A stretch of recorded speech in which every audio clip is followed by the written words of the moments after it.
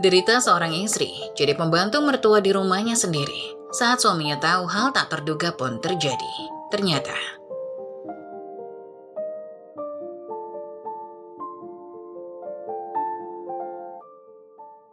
istrimu belum hamil juga, Mas. Mau sampai kapan seperti ini? Ucapan mertua yang disampaikannya dengan nada berbisik seketika menghentikan langkahku. Aku yang barusan pulang kerja melepaskan tanganku dari gagang pintu yang sedikit terbuka. Ucapan salam yang baru saja akan terucap itu pun kuurungkan. Walaupun belum melihat siapa yang berada di dalam, namun aku yakin sekali itu adalah ibu mertuaku. Belum rezeki, Bu. Mudah-mudahan secepatnya, jawab suamiku. Ini udah 7 tahun loh, Angga. Siti anak Budi Romblah udah hamil anak kedua. Padahal kalian nikahnya barengan, ucap sang ibu mertua. Wanita itu menyebut nama wanita yang pernah menjadi masa lalu suamiku dengan ringan.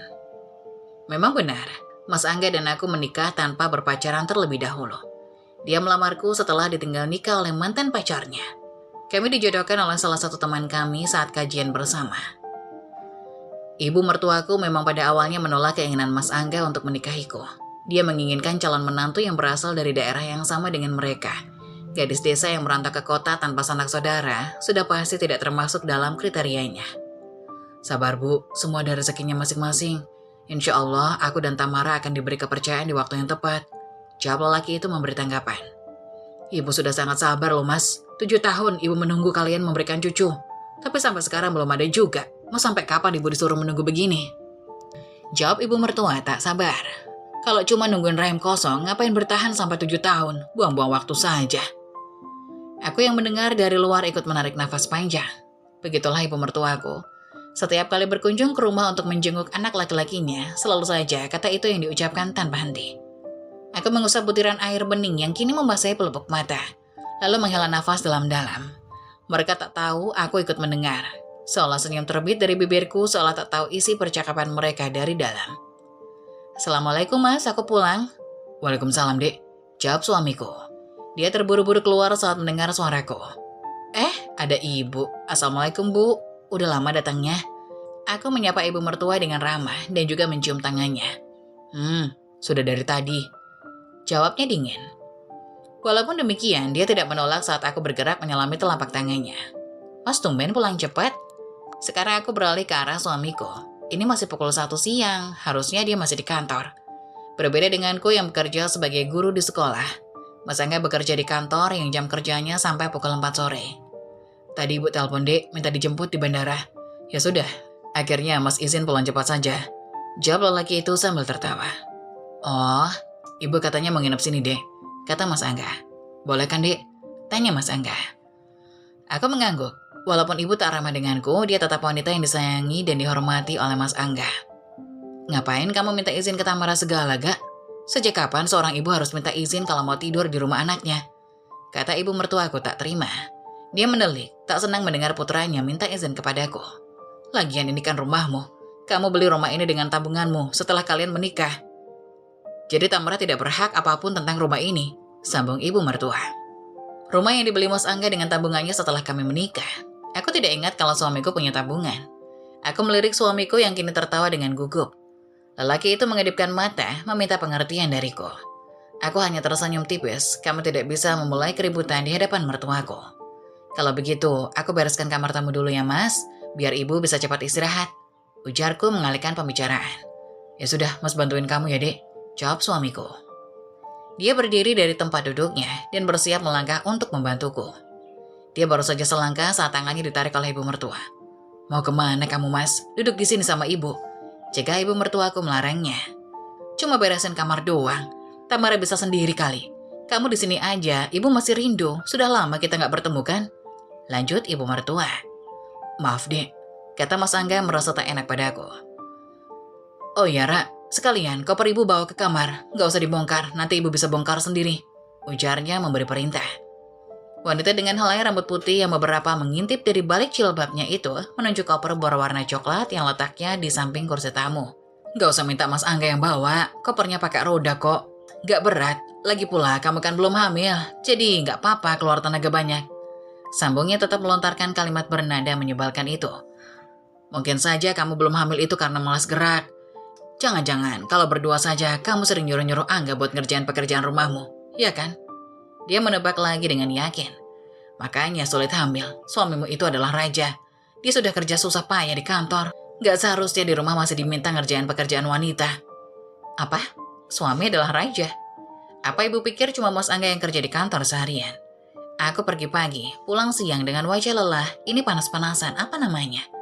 Satu lagi, kopernya bawa ke kamar kalian aja. Ibu mau tidur sama anak lanang ibu yang tampan ini. Nanti kamu saja yang tidur di ruang tamu ya.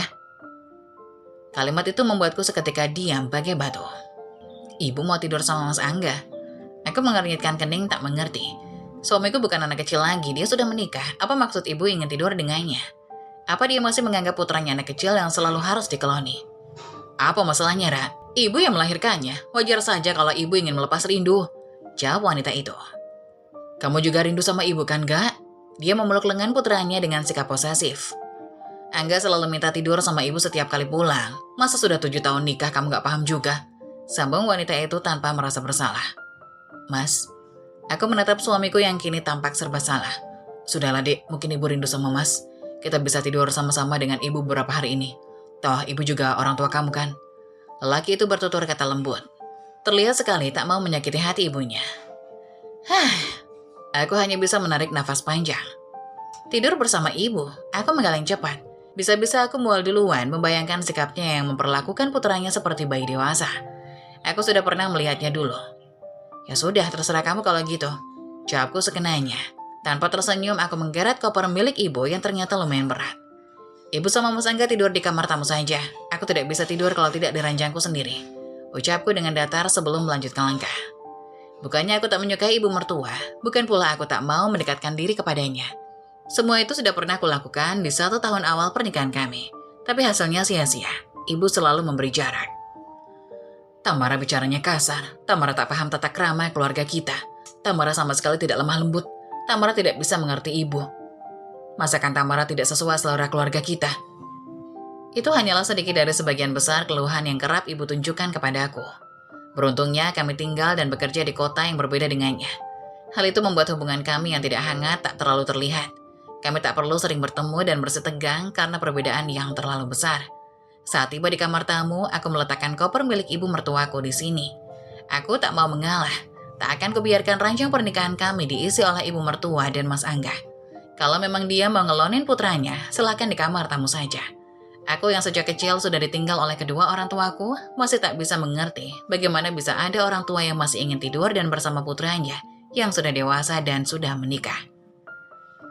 Dek, panggil Mas Angga dari balik pintu kamar tamu yang baru saja terbuka. Rupanya lelaki itu menyusulku ke kamar. Kamu gak bisa sedikit sabar ngadepin ibu? Dia bertanya dengan sedikit berbisik. Jarang-jarang loh ibu jengukin kita ke sini. Aku kurang sabar apa coba mas? Aku senyum dan menyebut ibu dengan ramah kok. Iya, tapi waktu bawa koper ke atas tadi kamu terlihat menggerutu.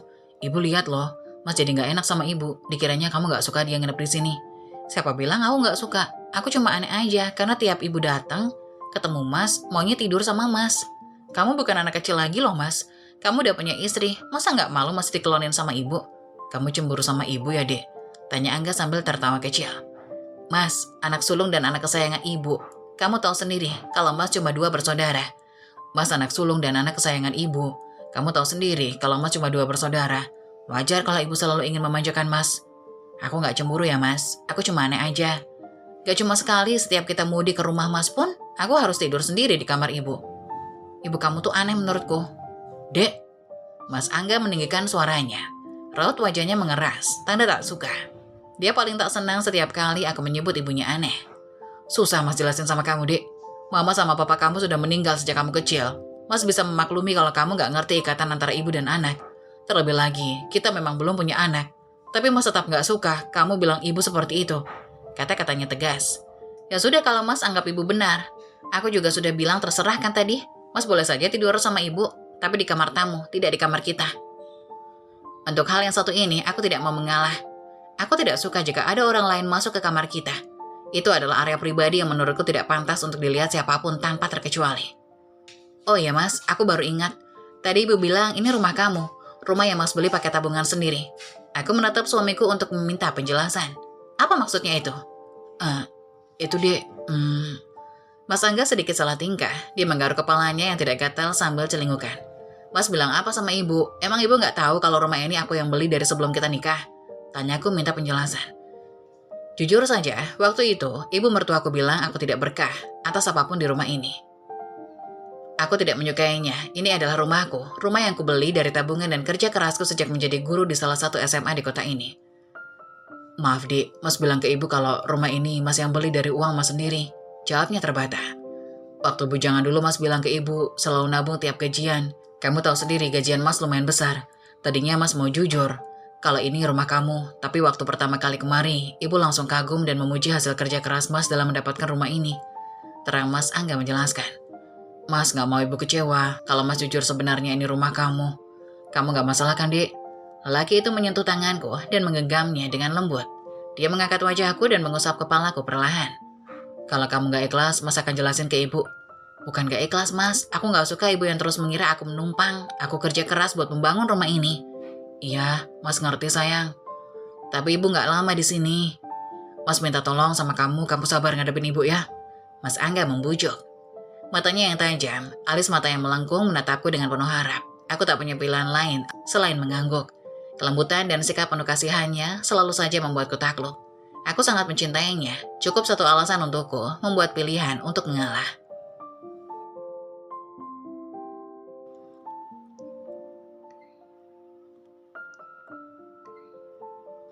Lauknya kok nggak ada rasa lain selain pedas sih, Ra? Ibu mertuaku baru saja duduk di meja makan saat berkomentar sepedas sambal bawang dengan cabai rawit merah yang ada di atas meja. Dia bahkan belum mencicipi sambal itu. Matanya pasti melihat jelas selain sambal cabai rawit itu tersedia aneka lauk lainnya di sana. Kamu nggak bisa masak yang lain apa? Mas itu nggak bisa makan sambal begini. Dia sukanya sup-supan sama yang berkuah. Kata ibu mertua masih mengomentari masakanku. Aku memutar mataku jenuh, senyum tipisku kulempar ke arah Mas Angga. Suamiku tidak suka pedas, aku menggeleng dalam hati. Dia langsung request minta dibuatkan sambal bawang sebagai tambahan selera makan setiap harinya. Mas bosan makan sayur bening dan tempe goreng di rumah, Bu. Lauk di rumah 2 macam itu sudah paling banyak. Mas bosan makan sayur bening dan tempe goreng di rumah ibu. Lauk di rumah 2 macam itu udah paling banyak. Ucap Mas Angga kala itu bercerita padaku. Mas beruntung punya istri kayak kamu, walaupun dari desa, Dek. Meja makan terasa ramai dan bikin Mas semangat buat menghabiskan makanannya. Apalagi masakanmu tiada duanya. Itu komentar yang sering ku dengar setelah Mas Angga selesai makan. Ini serius sayurnya lalap-lalapan. Ayam sambal rica-rica, ikan bakar, tahu sama tempe mendoan doang. Ibu mertua kembali berdecak tak terima. Boros sekali kamu, Rah. Kamu gak kasihan sama suamimu yang kerja keras cari duit. Harusnya kalian itu berhemat biar bisa nabung. Masa mobil Mas gak ganti-ganti setelah menikah? Masih dengan omongan ibu mertua. Tapi aku kan juga kerja, Bu. Jawabku memberi sedikit bantahan. Gaji guru emangnya berapa, Ra? Apalagi kamu cuma guru honor kan? Harusnya sih berhenti aja biar bisa fokus urus suami. Kalau kamu menyibukkan diri gimana bisa hamil coba? Aku kembali melirik suamiku yang sejak tadi hanya diam. Dia selalu saja ragu-ragu untuk berada di pihakku atau ibunya setiap kali ada sedikit tegangan dari kami. Oh ya, ibu mertuaku memang tidak tahu kalau aku bukan guru honor. Dia tidak tahu kalau statusku adalah guru PNS jauh sebelum aku dan Mas Angga menikah. Bukan aku berniat untuk menyembunyikannya selama 7 tahun ini. Wanita yang sangat dihormati oleh suamiku itu sudah menebak sejak awal kalau aku adalah guru honorer. Selain alasan kami berasal dari suku yang berbeda, status pekerjaanku yang dipandang rendah, dan kedua orang tuaku yang sudah meninggal, membuat ibu Mas Angga enggan memberi restu. Kamu cuma guru honor, apa bisa mengimbangi Mas Angga yang kerjanya kantoran? Gaji kalian aja nggak seimbang, kata wanita itu saat pertama kali Mas Angga memperkenalkanku. Karena dia sudah menyimpulkan seperti itu sejak awal, aku juga tidak repot-repot meluruskannya. Mas Angga juga kulihat tidak berusaha untuk menjelaskan kebenaran itu dari ibunya. Mungkin dia juga punya alasan lain kenapa memilih merahasiakannya, aku pun tak tahu. Ya Allah Mas, kasihan sekali kamu. Harus memakan makanan yang tidak kamu sukai. Pasti kamu terpaksa kan? Tebak ibu mertua sambil melihat anaknya yang sedang lahap memakan makanan itu. Makanan Tamara enak kok, Bu. Mas suka banget, dia pintar sekali masak. Ibu cobain deh pedesnya itu nggak bikin mules. Malah kalau nggak ada sambal, Mas sekarang nggak bisa makan. Jawab Mas Angga sambil tertawa. Wajah ibu mertuaku berubah masam. Terlihat sekali dia tak senang dengan cara putranya memujiku. Aneh kan? Ibu mertua tetap saja tidak percaya kalau anaknya itu sangat menyukai masakanku. Tetap saja berdebat dengan anaknya bahwa anaknya hanya menyukai masakannya. Sop ayamnya enak kan, Bu? Tanyaku mengalihkan pembicaraan. Masih bisa dimakan. Jawabnya enggan memuji. Setelah drama-drama demikian, aku melihat sendiri dia menyendokkan kembali sup itu ke dalam piring nasinya yang tinggal sedikit. Aku baru tahu kalau definisi tak enak itu bisa menghabiskan lebih dari 1 centong nasi di piring. Tak hanya sop saja yang dia makan, tangannya juga mencopot tempe mendoan dan tahu goreng yang masih terasa hangat di piringnya. Setelah selesai makan, kami pindah ke ruang keluarga. Ada televisi berukuran besar di sana. Televisi yang juga aku beli jauh sebelum aku dan Mas Angga menikah. Sayang sekali, ibu mertua beranggapan bahwa semua benda yang ada di rumah ini milik putranya. Oh ya Mas, kamu ingat Anissa kan? Adik sepupumu yang dulu pernah tinggal di rumah kita. Ibu mertua kembali bertanya. Sejak tadi, dia terus bicara pada putranya tanpa mempedulikan aku. Aku yang merasa tak nyaman akhirnya menyibukkan diri dengan bermain ponsel. Biarlah mereka menghabiskan waktu bersama. Mungkin kerinduan antara ibu dan anak itu memang nyata. Berhubung aku ditinggal ibuku sejak kecil dan belum pernah punya anak, aku tak mengerti tentang ikatan itu. Ingatlah Bu, masa nggak ingat sama sepupu sendiri? Dia masih di Jepang kan sekarang? Aku udah lama nggak kontekan sama dia, kata suamiku. Nah, rencananya minggu depan dia bakal pulang ke Jawa. Maka dari itu, ibu ingin dia sementara untuk tinggal di rumah ini sama ibu. Tapi bukannya dia udah punya suami? Tanya suamiku. Dia itu udah cerai karena suaminya selingkuh dengan rekan kerjanya di kantor. Kan kasihan, apalagi lagi hamil. Ya hitung-hitung sambil si Tamara itu latihan jadi ibu hamil. Aku bicarakan ini sama Tamara dulu ya Bu. Jawab Mas Angga. Ngapain bicara sama Tamara Mas? Ini kan rumahmu. Kamu kepala keluarganya loh. Tegur ibu mengingatkan Mas Angga. Terlihat sekali dia tidak suka setiap namaku dilibatkan. Biar ibu saja yang bilang sama istrimu. Sepupunya Angga mulai besok akan tinggal di sini. Dia akan tinggal sama ibu di kamar tamu. Tegas ibu mertua dengan gayanya yang songong. Ingat ya, kamu gak boleh ketus sama dia.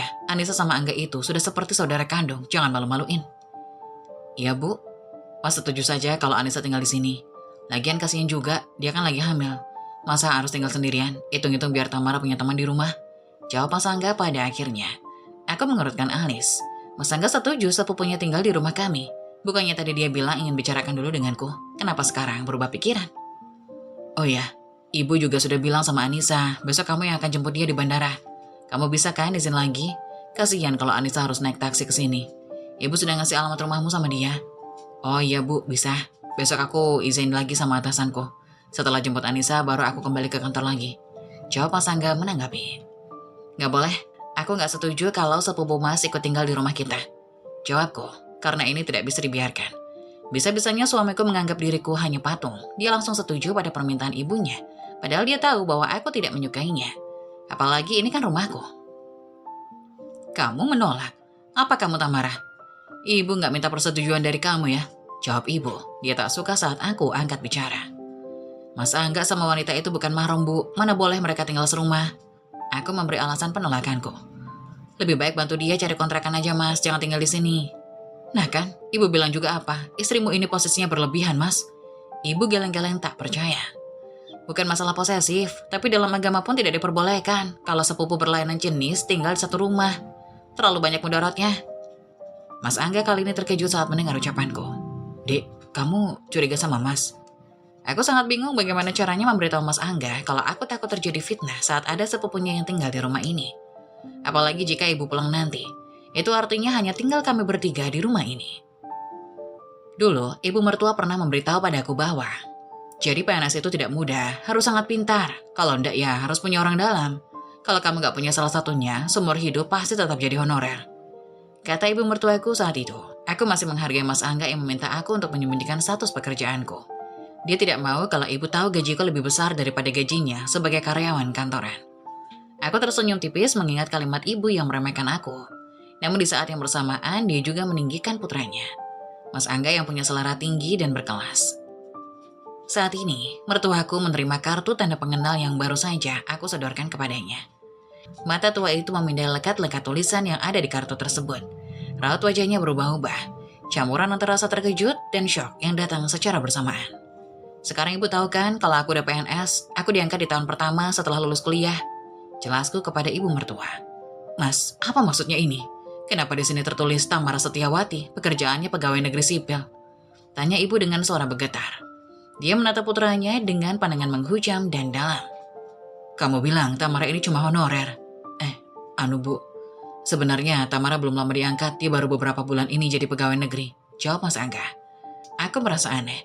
Kenapa Mas Angga tidak mau ibu tahu pekerjaanku yang sebenarnya? Aku masih tak menemukan alasan yang tepat untuk dia merahasiakan semuanya dari ibu. Oh, pantas sombong, rupanya baru diangkat. Jadi PNS karena belas kasihan pemerintah ya? Sudahlah, Dek, ibu capek. Jangan tambah beban ibu, kata Mas Angga. Aku kembali mengernitkan keningku melihat sikap Mas Angga yang berbeda. Mas aneh deh, kenapa harus bohong sama ibu? Aku udah lama jadi pegawai negeri ya, Bu. Sebelum nikah sama Mas Angga, aku pun sudah jadi PNS. Apa perlu aku tunjukkan SK pengangkatannya? Tanya aku tak gentar semakin Mas Angga ingin merahasiakannya dari ibu. Semakin kuat pula dorongan dalam diriku untuk memberitahunya. Satu lagi, Bu, ini rumahku. Aku bisa tunjukkan pada ibu surat rumahnya. Di sana juga ada bukti transaksi jual beli. Aku beli sebelum nikah sama Mas Angga.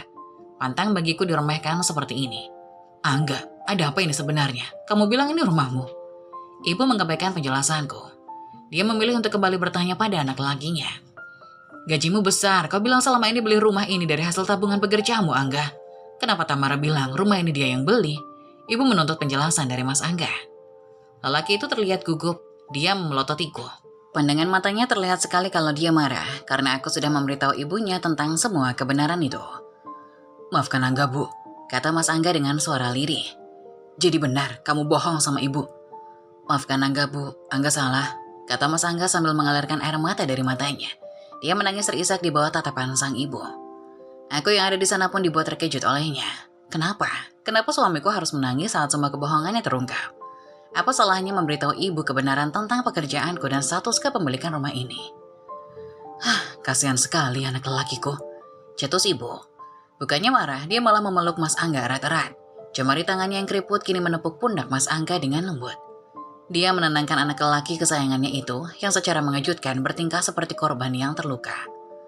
Kasihan sekali kamu, Nak. Kamu pasti tertekan selama ini kan? Istrimu ini, dia pasti sering merendahkanmu karena dia yang punya rumah ini. Lagi-lagi kata-kata yang meluncur dari bibir ibu mertua membuat aku ternganga. Kenapa ibu tetap menyalahkan aku? Tamara sudah zalim sebagai istri, dia sudah menodai harga diri suaminya. Malangnya anak lelakiku, punya istri tak bisa jadi perhiasan bagi suaminya. Oh iya Tamara, walaupun ini rumahmu, tetap ada hak Angga di sini. Dia sebagai suami dan kepala keluarga juga ada hak atas rumah ini, kata ibu mertuaku. Ayo Nak, antar ibu ke kamar. Ibu tiba-tiba lelah sekali rasanya. Ibu pun langsung bergegas akan menaiki tangga. Oh iya Tamara, kalau kamu masih mau jadi istrinya Angga, jangan coba-coba merendahkan Anissa saat dia tiba besok, tegas wanita tua itu sebelum berbalik. Aku menghela nafas dengan berat. Ibu ternyata masih tetap kekeh ingin memasukkan sepupu suamiku ke sini. Silakan saja Bu, tapi lihat saja nanti. Aku bukan menantu yang bisa ibu perlakukan seenaknya. Aku mengepalkan tangan dan mengeram penuh tekad. Seperti biasa, aku bangun subuh untuk menyiapkan sarapan dan bekal untukku dan Mas Angga ke kantor. Berhubung ibu minta ditemani putra kesayangannya, semalam aku tidur sendiri. Mas Angga bahkan tak datang ke kamar untuk berpamitan lagi. Sepertinya dia masih kesal karena aku memberitahu ibu tentang pekerjaan dan status kepemilikan rumah ini. Aku mengurungkan niat untuk membangunkannya untuk sholat subuh. Aku yakin ibu mertua yang sudah bergelar hajah itu tidak mungkin melewatkan waktu sholatnya. Sayang sekali, anggapanku ternyata salah. Saat waktu sudah menunjukkan pukul 6 pagi, baik Mas Angga maupun ibunya belum ada yang keluar dari dalam kamar. Aku yakin mereka tidak sholat karena di kamar kami tidak ada kamar mandi di dalam. Aku pasti melihat jika mereka keluar. Bisa-bisanya Mas Angga melewatkan waktu sholat, ucapku kesal. 1 jam kemudian, saat waktu sudah menunjukkan pukul 7, aku duduk dengan bimbang di depan meja. Kotak bekal milikku dan Mas Angga sudah selesai disiapkan. Tapi mereka belum juga bangun. Karena harus berangkat kerja, aku memutuskan untuk mengetuk pintu kamar itu. Sekali, 2 kali mengetuk, namun tetap tidak ada jawaban dari dalam. Ketika aku meninggikan suaraku untuk membangunkannya, tiba-tiba, "Iya, berisik banget sih," saat suara serak dari dalam. Aku menunggu di depan pintu, langkah kaki mendekatkan ke arah pintu. Tak lama kemudian pintu pun terbuka. "Berisik banget sih, Dek. Ibu masih tidur tahu, ganggu aja kamu." Astagfirullahaladzim, bisa-bisanya ibu sama Mas masih tidur. Aku menggeleng kepala tak mengerti. Gara-gara siapa semalam, Mas harus bergadang buat bujuk ibu? Kamu sadar gak sih, ibu jadi sedih dan nangis semalaman gara-gara ucapanmu kemarin? Kamu itu ya Dek, gak pernah nurut sama Mas. Hobinya bantah terus. Mas lebih paham perasaan ibu. Harusnya kamu paham. Sebagai menantu juga bisa jaga perasaan ibu. Angga malah memarahiku. Baiklah, kita bicara lagi nanti. Kamu gak kerja? Aku bertanya untuk mengalihkan pembicaraan. Aku juga harus menjaga moodku. Karena aku akan berhadapan dengan anak-anak nanti di sekolah. Aku izin. Jawab Mas Angga singkat. Izin? Iya, ibu mau jemput Anissa ke bandara. Aku gak tega minta ibu berangkat sendiri pakai taksi. Mas, gak usah teriak, ibu masih tidur. Aku bilang setuju ya buat sepupu kamu tinggal di rumah ini. Kamu yakin mau dia tinggal di sini? Aku menggeleng. Mereka hanya sepupu, bukan saudara kandung. Saudara kandung pun jika wataknya sama seperti ibu mertuaku, aku pasti enggan untuk menampungnya. Jangan mentang-mentang ini rumahmu, kamu bisa menjauhkan aku dari keluargaku, Tamara. Anissa itu sudah seperti adik kandung bagiku. Suka atau tidak, dia akan tetap tinggal di sini. Mas gak minta persetujuan kamu. Kamu setuju atau tidak, Anissa akan tetap tinggal di sini. Cobalah jadi istri itu sekali-kali nurut sama suami. Jangan terus-terusan membangkang. Tegas Mas Angga. Jangan mentang-mentang gajimu besar, kamu hilang rasa hormat sama suamimu. Sambungnya lagi dengan wajah menyorot tajam. Aku pun pergi bekerja meninggalkan suami yang sedang naik darah. Iya, aku tidak ingin memperpanjang masalah dengan suamiku itu. 1 minggu berlalu, kini rumah Tamara kian ramai dengan kedatangan sepupu suaminya, si Anissa. Tamara kian tidak nyaman tinggal di rumahnya sendiri. Ketidaknyamanan itu kian menjadi-jadi hingga akhirnya memuncak di suatu pagi. Kala itu, hari Minggu, di mana Tamara dan suaminya libur bekerja. Tamara sengaja memasak makanan spesial untuk sarapan suaminya, yaitu opor ayam kesukaan suaminya. Dulu, waktu zaman pacaran, Mas Angga sangat senang dengan opor ayam buatan Tamara. Angga bilang, opor buatan Tamara itu berbeda dengan opor manapun. Tamara berniat semoga lewat masakan ini, hubungannya dengan Angga bisa membaik. Angga lah yang paling awal keluar kamar dan sudah berada di meja makan. Sayang, kamu udah bangun belum? Kata Tamara lembut kepada suaminya. Dan sapaan Samara pun ditanggapi baik oleh Angga. Iya nih, kamu masak apa sayang? Pagi-pagi udah harum aja nih, baunya ke seluruh ruangan. Kata Angga kepada Tamara. Iya nih, aku masak opor kesukaan kamu buat kita sarapan. Kamu suka kan sayang? Tanya Tamara. Wangi banget sayang. Tentu saja aku suka opor ayam kesukaanmu. Tadi sangka niat Tamara memperbaiki hubungan dengan suaminya berjalan begitu mulus. Hingga saat Tamara dan Angga hendak makan, keluarlah Anissa dan ibunya Angga. Mereka duduk hendak ikut sarapan bersama Tamara dan Angga. Silakan Bu, Anissa, kita sarapan bareng. Ini Tamara buatin opor ayam yang enak banget, kalian pasti suka. Kata Angga menawari ibu dan sepupunya saat sarapan bersama. Tamara pun memberikan piring kosong untuk mereka mengambil masakan. Aduh Mas Angga, aku gak boleh makan makanan yang mengandung santan, kata Anissa. Seketika Angga dan Tamara pun saling tatap. Iya, kamu ini gimana Tamara? Kamu kan tahu sepupumu ini lagi hamil besar. Kamu malah masak sarapan yang banyak mengandung santan kayak gini. Kamu ini niat baik kok tanggung-tanggung. Kamu niat gak sih bikinin sarapan? Kata ibunya Angga membela si Anissa. Maaf ibu, saya lupa kalau di antara kita ada yang lagi hamil dan dilarang makan makanan yang banyak mengandung santan. Kata Tamara membela diri. Maaf, makanya hamil biar tahu dan paham apa aja larangan orang hamil. Iya bu, sungguh saya tidak tahu. Jika memang Anissa tidak berkenan dengan sarapan yang saya buat, dia bisa kok bikin sarapan sendiri di dapur. Di lemari es masih ada bahan-bahan makanannya. Kata Tamara menawari Anissa untuk bikin sarapan sendiri. Kamu gila Tamara. Mana bisa Anissa melakukan pekerjaan yang berat? Kamu tega jika ada sesuatu terjadi pada kandungannya. Bentak ibu mertua Tamara itu. Lalu harus bagaimana bu baiknya? Tanya Tamara kepada ibu mertuanya itu. Gak mungkin Angga juga yang masak kan? Dan jika ibu yang masak di mana rasa hormatmu? Lalu, maksud ibu, aku juga yang harus buatkan sarapan untuk Anissa? Tanya Tamara. Ya jelas siapa lagi, pakai nanya segala. Kata ibu mertuanya sambil memasang wajah yang sinis kepada menantunya itu. Ibu, sudah cukup, biarkan Anissa memasak makanannya sendiri. Istriku sudah lelah memasak pagi-pagi buta untukku. Lagian kandungan Anissa belum terlalu tua. Tidak masalah bukan kalau hanya bergerak untuk memasak untuk dirinya sendiri. Kata Angga membela istrinya Tamara. Tamara pun seakan tak percaya, kini suaminya berani membela martabatnya di depan ibunya sendiri. Angga, apa ibu tidak salah dengar? Kamu membela istrimu sendiri dibanding ibu dan sepupumu, kata ibunya Syah. Aku tidak membela siapapun, aku hanya menengahi masalah siapa yang butuh makan dan siapa yang harus masak. Istriku sudah masak untukku, suaminya, dan Anissa itu bukan kewajibannya. Jadi makan atau tidaknya Anissa bukan tanggung jawab Tamara, Bu. Kata Angga sambil melihat ke arah Anissa yang hanya bisa diam saja. Angga, kamu keterlaluan. Kamu selama ini ibu banggakan. Sekarang kamu berani melawan perkataan ibumu sendiri. Tanya ibu kepada Angga. Ibu yang sudah keterlaluan memperlakukan istriku Tamara. Bukankah ibu tahu rumah ini miliknya dengan hasil uang kerja kerasnya sendiri? Dan gajinya pun jauh lebih besar dibanding aku. Tapi dia masih menghormatiku dan melayaniku dengan baik. Harusnya ibu bersyukur punya menantu seperti Tamara. Bukannya malah memperlakukan dia seperti pembantu di rumah sendiri. Kata Angga tegas. Baik jika ibu sudah tidak dianggap di rumah ini. Lebih baik ibu dan Anissa pergi, Angga. Kata ibunya mengancam. Sudah Mas Angga, jangan kamu lanjutkan. Biarkan aku aja yang masak untuk Anissa. Kata Tamara sambil memegang tangan suaminya itu. Tidak Tamara, kamu sudah cukup menderita atas kesalahanku dan perlakuan ibu. Kini biarkan aku yang melindungimu. Kata Angga. Ibu, aku menghormatimu selayaknya anak kepada ibu. Tapi ibu kini sudah kelewat batas. Tanggung jawabku adalah melindungi dan memastikan kebahagiaan istriku. Aku tidak mengusir kalian dari rumah ini, tapi jika kalian ingin pergi, aku pun tidak akan menahannya. Tegas Angga kepada ibunya dan Anissa. Hingga akhirnya dengan penuh emosi yang menggebu-gebu, ibu Angga pun mengemasi pakaiannya dan pergi dari rumah itu bersama Anissa yang sedang hamil. Hubungan keluarga Tamara dan Angga pun mulai berbenah ke arah yang lebih baik. Mereka saling menghargai dan terbuka satu sama lain. Tak lama sejak kejadian itu, ibu Angga menghubungi Angga dan mengaku menyesal atas perbuatannya kepada Tamara.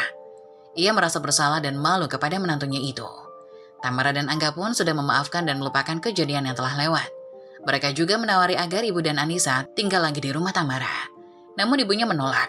Ia lebih nyaman tinggal di kontrakan yang tiap bulannya Angga lah yang membantu untuk bayar uang sewanya.